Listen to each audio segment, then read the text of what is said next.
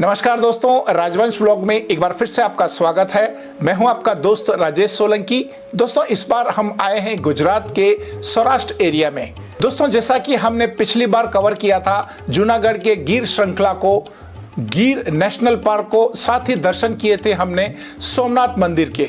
दोस्तों, आज के इस वीडियो में हम जानेंगे कृष्ण की पावन धरती द्वारिका के बारे में, उसके इतिहास के बारे में, उसकी महिमा के बारे में। साथ ही हम जानेंगे द्वारिका के आसपास के ऐतिहासिक और प्रमुख स्थानों के इतिहास के बारे में, उनकी महिमा के बारे में। तो चलिए दोस्तों, वीडियो शुरू करते हैं और जानते हैं श्री कृष्ण की पावन धरती द्वारिका के बारे में, उसके इतिहास के बारे में, उसकी महिमा के बारे में। दोस्तों, फाइनली हम लोग आ चुके हैं द्वारका में।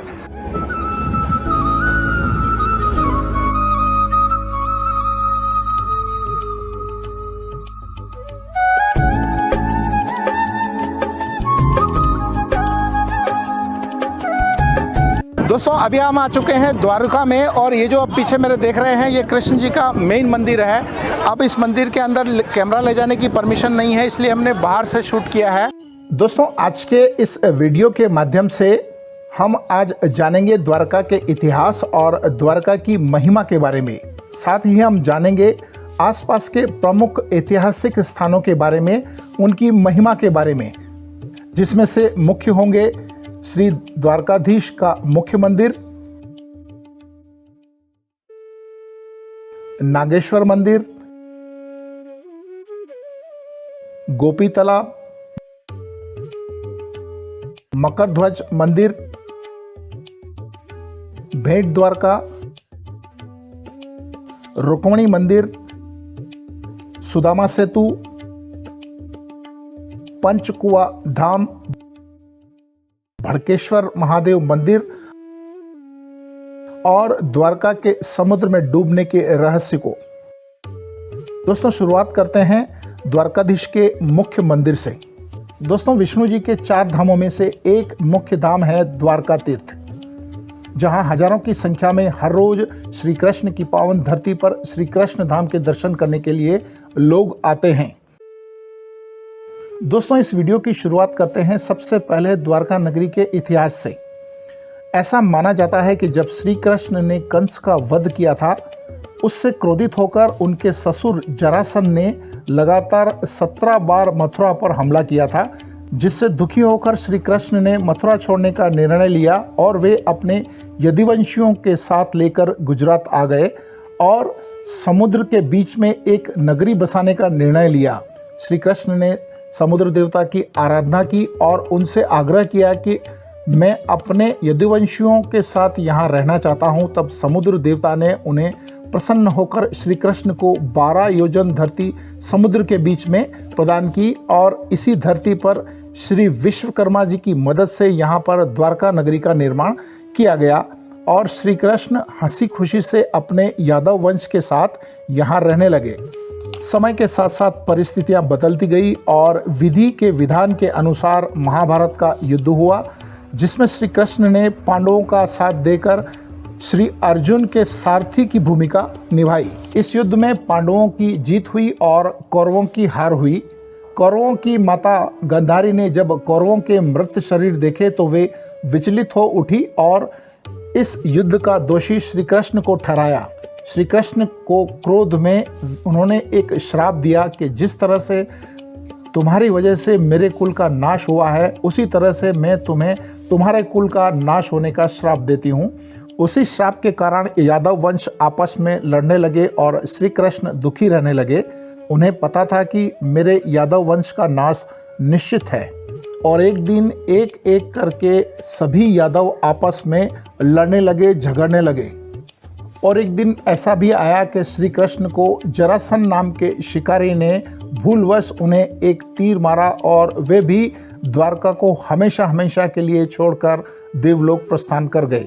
इसके बाद समुद्र देवता ने उस द्वारिका को अपने अंदर समा लिया, यानी कि पूरी द्वारका समुद्र में डूब गई। तो दोस्तों, ये थी श्री कृष्ण की पावन धरती द्वारका का इतिहास। अब एक नज़र डालते हैं यहाँ के धार्मिक और ऐतिहासिक स्थानों पर जहां हमें दर्शन करना चाहिए। सबसे पहले हम चलते हैं श्री कृष्ण के मुख्य मंदिर को दर्शन करने के लिए, जहाँ से श्री कृष्ण अपना राजपाट संभालते थे। ये इनका द्वारका का मुख्य मंदिर होता था। इस मंदिर के बारे में आपको कुछ जानकारी दे देता हूँ।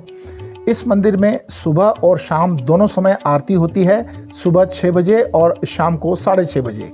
दोपहर में 1 बजे से शाम को 4 बजे तक ये मंदिर बंद रहता है। ये समय ठाकुर जी के आराम करने का समय होता है। इस मंदिर में मोबाइल, कैमरा और किसी भी प्रकार का सामान अंदर नहीं ले जाने दिया जाता है। बाहर लाकर की सुविधा है, जहां आप अपना सामान रख सकते हैं, जो कि बिल्कुल निःशुल्क है। दोस्तों, आपको बता दें कि द्वारका 2 भागों में बांटा गया है, द्वारका और भेट द्वारका। द्वारका समुद्र के किनारे बसा एक नगर है और भेट द्वारका समुद्र के बीच बसा एक द्वीप है। श्री कृष्ण द्वारका में अपना राज्य का कामकाज संभालते थे और भेट द्वारका उनका मुख्य निवास स्थान था। उन्होंने यहाँ 36 साल तक राज्य किया था। द्वारका नगरी भगवान श्री कृष्ण की कर्म भूमि मानी जाती है।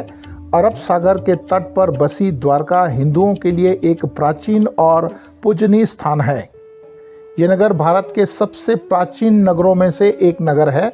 मंदिर के ठीक पीछे गोमती घाट बना है, जहां पर गोमती नदी का समुद्र से संगम होता है, यानी कि यहां गोमती नदी समुद्र में विलीन हो जाती है। दोस्तों, मंदिर के दर्शन करने के बाद ही सामने आपको एक केबल ब्रिज दिखाई देता है, जिसे सुदामा सेतु कहा जाता है। इस पुल से होकर आप पंचकुआ धाम के दर्शन कर सकते हैं। इस वक्त इस पुल को बंद कर दिया गया है, इसलिए आपको नाव के द्वारा ही उस पार जाना होता है। नाव आपको 50 रुपये में ले जाती है और 50 रुपये में वापस आपको छोड़ देती है।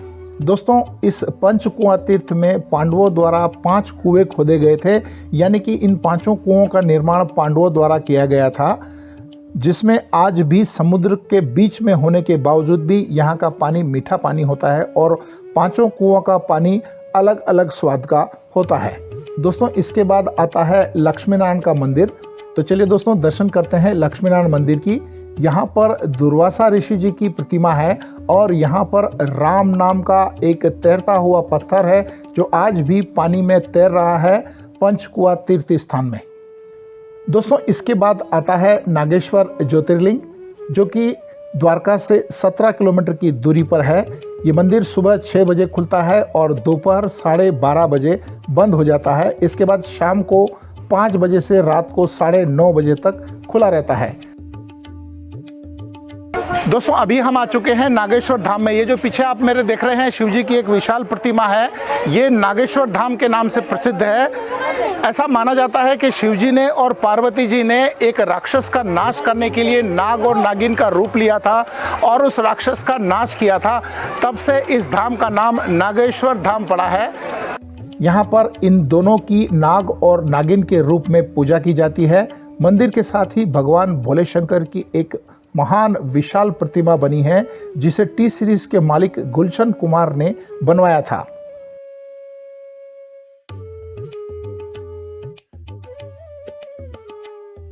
हर हर महादेव, घर घर महादेव, घर घर महादेव। दोस्तों, इसके बाद आता है गोपी तालाब। तो चलिए दोस्तों, दर्शन करते हैं गोपी तालाब के। गोपी तालाब की भी कई कथाएं प्रचलित है।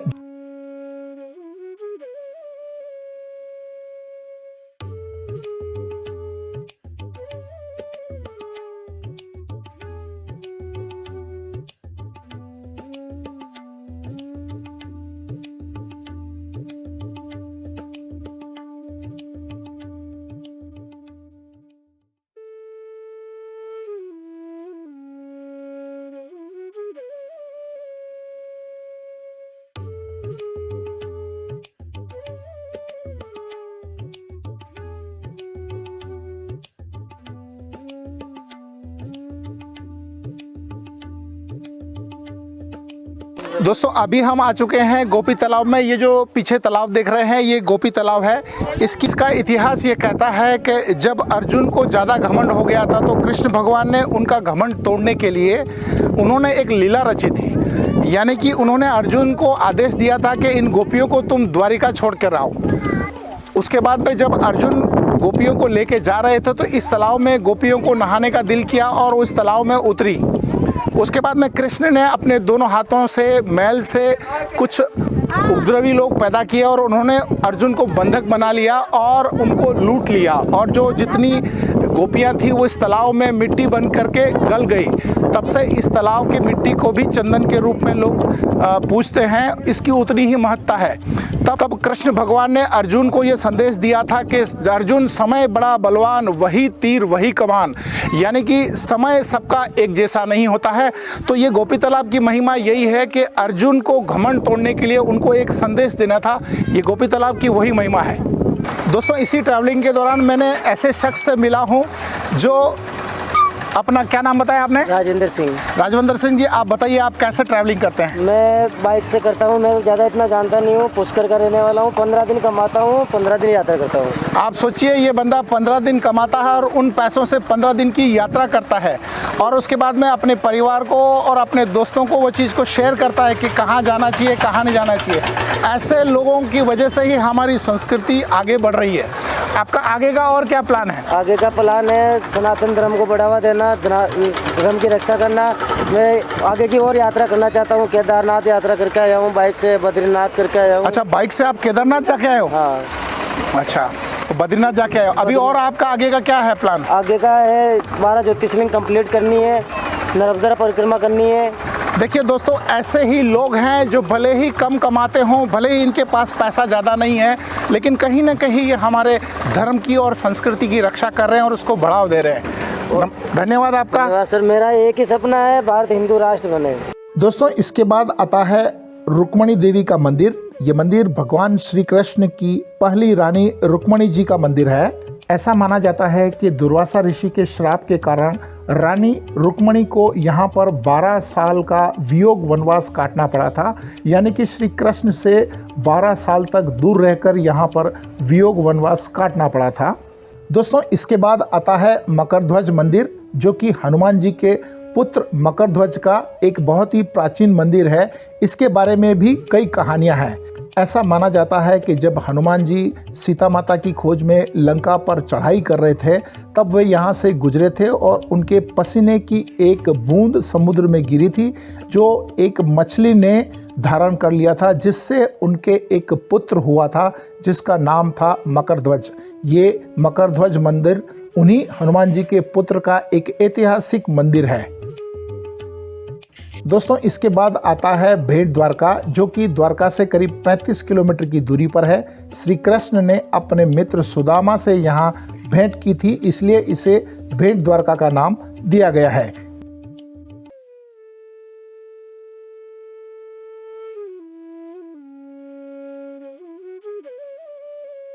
दोस्तों, अभी हम आ चुके हैं भेंट द्वारका में। ये जो मेरे आप पीछे देख रहे हैं, ये भेंट द्वारका धाम है। इसका नाम भेंट द्वारका कैसे पड़ा, इसका भी एक इतिहास है। दोस्तों, श्री कृष्ण के जो मित्र थे सुदामा, वो बहुत ही निर्धन थे और कृष्ण को देने के लिए उनके पास कुछ नहीं था। तब उन्होंने 3 मुट्ठी चावल भेंट किए थे। उसी की वजह से यहाँ का नाम भेंट, यानी कि सुदामा ने जो कृष्ण को भेंट दी थी, उसके ऊपर से इसका नाम भेंट द्वारका पड़ा है। कृष्ण का जो निवास स्थान है भेंट द्वारका में है, और जो कृष्ण का मुख्य मंदिर है वो कृष्ण की राजधानी है, यानी कि उनका वो कार्यालय हुआ करता था, वो कचहरी हुआ करती थी, जहां पर वो उनका कामकाज करते थे और अपना राजपाट संभालते थे। तो चलिए दोस्तों, देखते हैं भेंट द्वारका में। यहाँ पर चावल दान करने से लोगों की दरिद्रता दूर होती है, ऐसी मान्यता है। आपको बता दें कि द्वारका और भेंट द्वारका दोनों अलग अलग जगह है।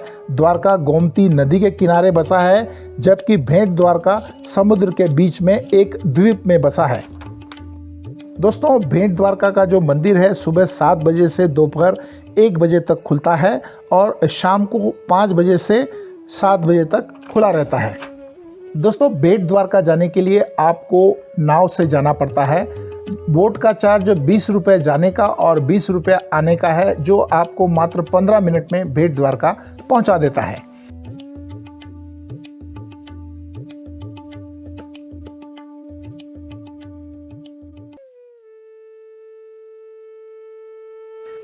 दोस्तों, ये जो सामने आपको केबल ब्रिज दिखाई दे रहा है, इस केबल ब्रिज का नाम है सिग्नेचर ब्रिज, जो बहुत जल्द बनकर तैयार होने वाला है। लोग अब नाव के बजाय इस पुल के माध्यम से भेंट द्वारका जाया करेंगे।